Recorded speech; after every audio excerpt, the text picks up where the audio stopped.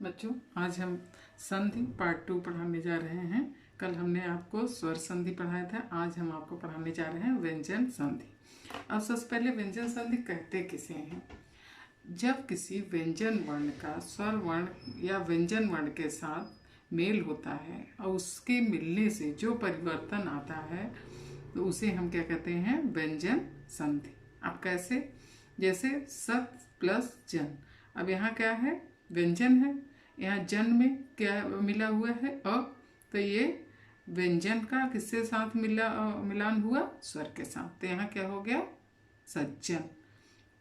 तो दोनों मिलके क्या हो गया? सज्जन। तो यहाँ कौन सी संधि हो गई?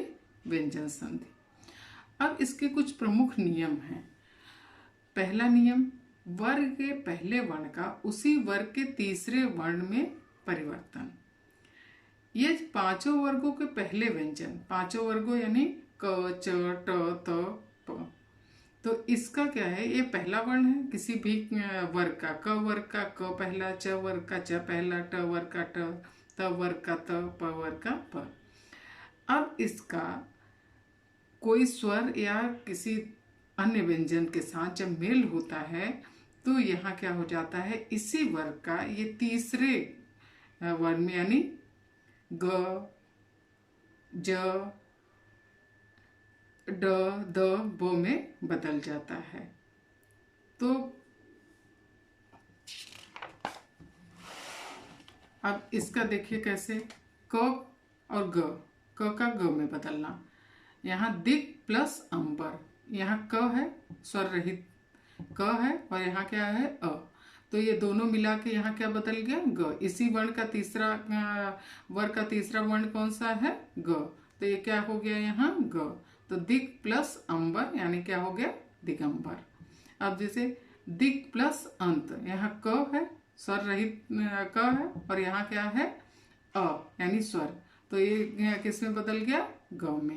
ये क किस में बदल गया? ग में। यहाँ क्या हो गया? दिगंत।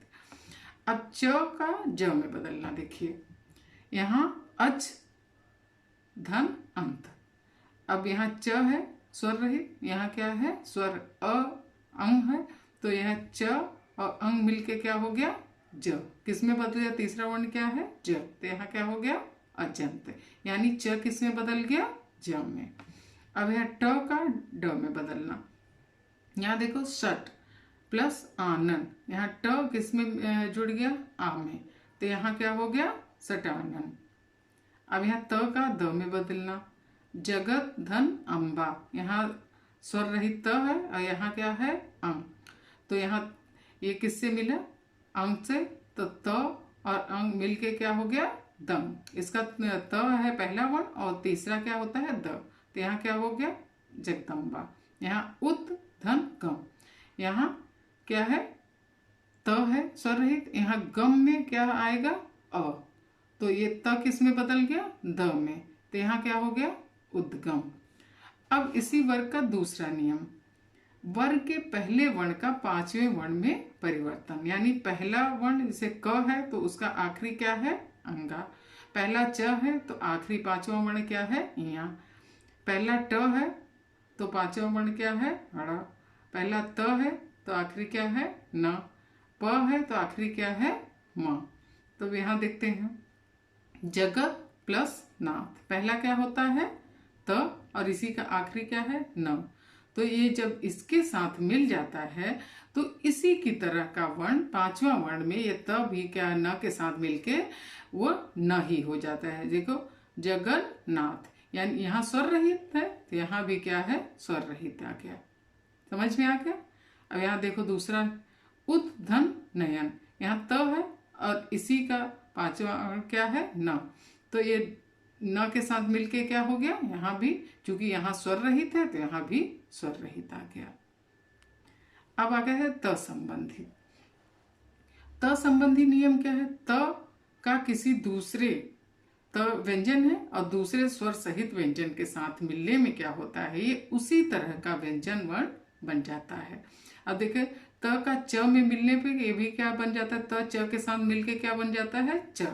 देखो कैसे? उत धन चारण। यहाँ त च के साथ मिल गया तो क्या हो गया? उच्चारण। ये स्वर रहित था, तो यहाँ भी क्या आ गया, स्वर रहित। उत धन चरित, तो ये त च के साथ मिल गया, तो यहाँ क्या है, उच्चरित। ऐसे है शरत धन चंद, ये त च के साथ मिल गया, तो क्या हो गया, च, शरत चंद। अब यहाँ त का ज से मिलना, त और ज, तो ये क्या हो गया, सत धन जन, तो यहाँ ज के साथ ये त मिल गया, तो यहाँ क्या हो गया, ज बन गया, सज्जन। अब त का ह के साथ मिलने में यहाँ थोड़ा सा नियम परिवर्तित हो जाते हैं, यहाँ दोनों ही वर्ण बदल जाते हैं। त किस में बदल जाएगा, द में, और ह किस में बदल जाएगा, ध में। यहाँ दोनों ही वर्ण बदल जाते हैं। जैसे उत धन हार, ये क्या बोल गया, द, तो यहाँ देखो द आ गया, उद्धार, और यहाँ ह है, तो क्या बन गया, ध में, तो उद्धार। यहाँ उत धन हरण, त यहाँ बदल के द हो गया, और ह बदल के ध हो गया, उद्धरण। अब छ संबंधी नियम, अ धन छ, अब ये क्या हो जाता है, ये दोनों मिल जाएंगे, तो इसी छ के पहले का वर्ण क्या होता है, च, छ के पहले क्या आता है, च, तो ये स्वर जब इस छ के साथ मिल जाता है, तो यहाँ क्या हो जाता है, आधा च, यानी इसी के पहले वाला व्यंजन। तो यहाँ स्वर धन छंद, तो यहाँ क्या हो जाए, स्व धन छंद, तो यहाँ आगे क्या हो गया, स्वच्छंद। उ धन छ, अब ये उ छ के साथ मिलके क्या हो गया, इसी के पहले वाला व्यंजन च, तो यहाँ क्या देखो, अनु धन छेद, तो यहाँ उ है और यहाँ छ है, तो क्या हो गया, अनुच्छेद। तो ये समझ में आ गया। अब इसी का देखो पांचवा नियम, म संबंधी नियम, यदि म के बाद क से म तक कोई व्यंजन आए तो म में उसी वर्ग के पांचवें वर्ण में बदल जाता है। अब इसे अनुस्वार के रूप में दर्शाया जाता है। जैसे सम, ये सम क्या है, म बताया गया कि म के साथ यहाँ उसी वर्ग के, जैसे क से ख से किसी से भी मिला, तो यहाँ क्या म है, यहाँ क्या है, क है। सम कल्प, तो यहाँ क्या हो गया, यहाँ सम कल्प। इसमें बताया गया है ना कि अनुस्वार, अनुस्वार क्या होता है, अंग, तो यहाँ देखो क्या आ गया, अनुस्वार का मात्रा। यहाँ सम धन चित, तो यहाँ क्या हो गया, अनुस्वार लग गया, इससे जुड़ के चित से, तो यहाँ क्या हो गया, संचित।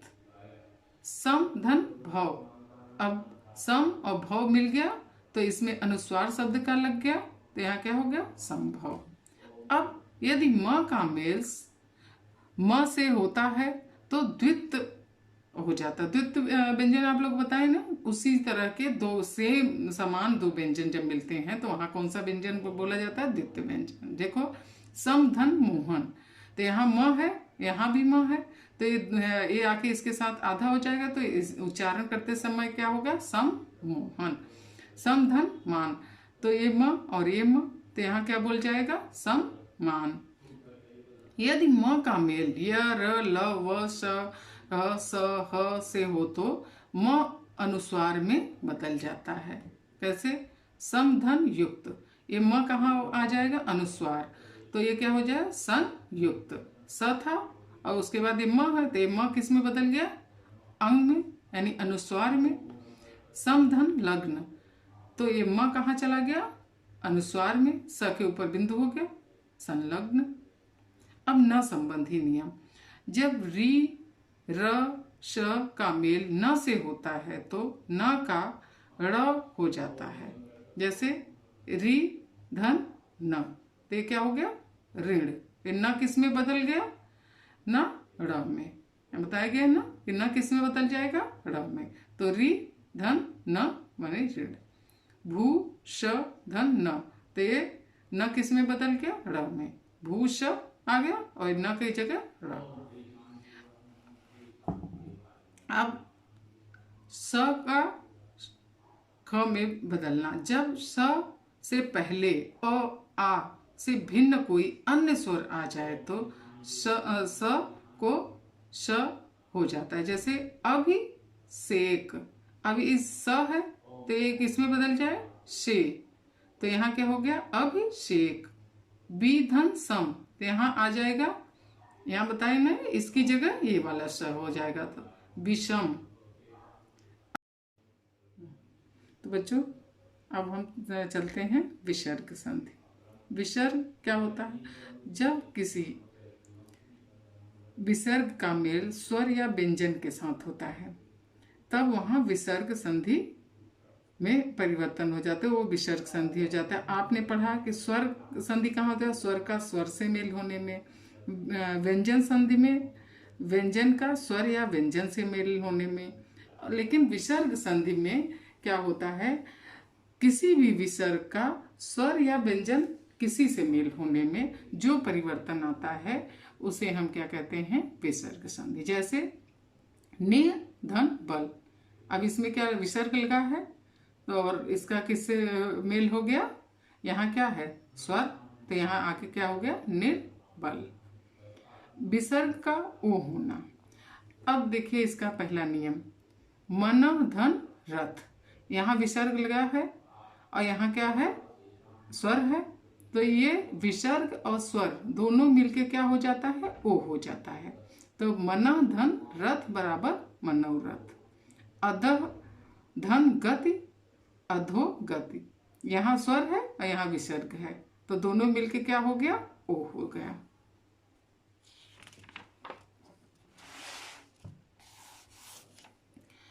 विसर्ग का र होना। निधन अर्थक, यहाँ क्या है विसर्ग है, यहाँ स्वर है, तो ये क्या हो जाता है र में परिवर्तन हो जाता है, निरर्थक। निधन धन, तो यहाँ क्या है विसर्ग, यहाँ स्वर, यहाँ निर्धन। दु धन भाग्य, यहाँ क्या हो जाता है दु और ये स्वर के साथ मिलके क्या हो जाता है र, तो दुर्भाग्य। विसर्ग का श होना। निधन चल, यहाँ विसर्ग यहाँ च का मेल हो जाने में एक किस में बदल जाएगा, श में। दुधन चरित्र, यहाँ विसर्ग यहाँ च, ये किस में बदलेगा, श में, तो यहाँ दुष्चरित। विसर्ग का स में होना। निधन कपट, तो यहाँ क्या हो जाएगा निष्कपट। निधन फल निष्फल। विसर्ग का स होना। निधन तेज, तो यहाँ विसर्ग है, यहाँ स्वर सहित व्यंजन है तेज, तो यहाँ क्या हो जाएगा निस्तेज। ये विसर्ग यहाँ क्या किस में बन जाएगा, स में। अब आ गया विसर्ग का लोप होना। निधन रव, अब ये यहाँ विसर्ग हट जाएगा, नि रव, ये क्या हो जाएगा, यहाँ छोटी है तो यहाँ आके ये क्या हो जाता है बड़ी की मात्रा, और यहाँ विसर्ग का लोप हो जाता है। निधन रज, ये क्या हो जाएगा नीरज। विसर्ग का कहीं यहाँ गिनती नहीं है, बस इसको मात्रा बदल जाती है, स्वर बदल जाते हैं। विसर्ग का बना रहना।